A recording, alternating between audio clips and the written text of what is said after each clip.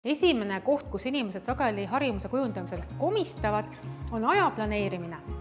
Liikumistegevused võtavad aega, näiteks trenni minekuks tuleb meil sageli kuskile kohale minna, riideid vahetada, võib-olla pärast duši all käia, aga ka lihtsalt jalgrattaga tööle minek võtab kauem aega kui autoga sõitmine.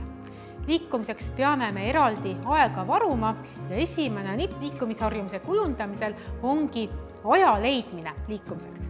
Harjumused kujunevad meil kergesti need tegevused, mida me teeme võimalikult sageli, võimalikult sarnastes tingimustes.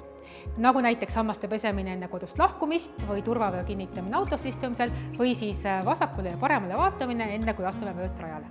Ja nüüd liikumise harjumustega on täpselt samamoodi.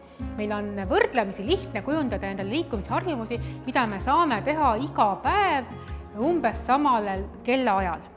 Ja palju raskem on kujundada harjumuseks selliseid tegevusi, mida me teeme harva. Näiteks 2 korda nädalas suvalisel ajal trennis käimine kujuneb harjumuseks väga vaevaliselt kui üldse või korra nädalas jooga tegemine tõenäoliselt harjumuseks ei kujune. Seega, kui sa oled siiamaani olnud väheliikuv, siis on mõistlik alustada sellest, et püüad kujundada endale mingisugust liikumistegevust, mida sa saad rutiinselt sooritada iga päev enam-vähem samades tingimustes. Ja kui nüüd ühe sellise liikumisharjumuse kujunemine juba õnnestub, siis võid edaspidi võib-olla suuremaid väljakutseid valima hakata. Alustada võiksid oma igapäeva inventuurist. Pane kohe kirja kõik sellised tegevused, mida sa iga päev enam-vähem samal kellaajal teed, alates siis ärkamisest, hammastepesust, hommikusöögist kuni õhtuse laste magama paneku ja võib-olla uudiste vaatamiseni välja.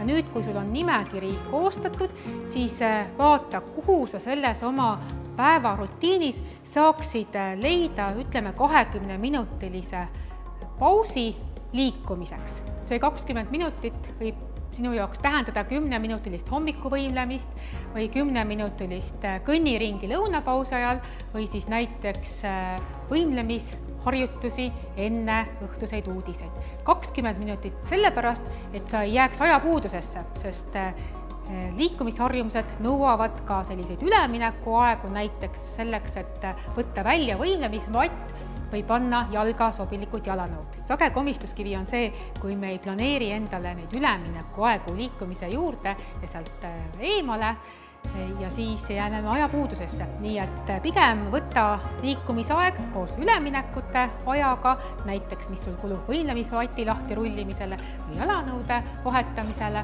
ja broneeri oma päevaplaanis see aeg niimoodi, et ükski teine tegevus ei saaks sul seda aega ära võtta.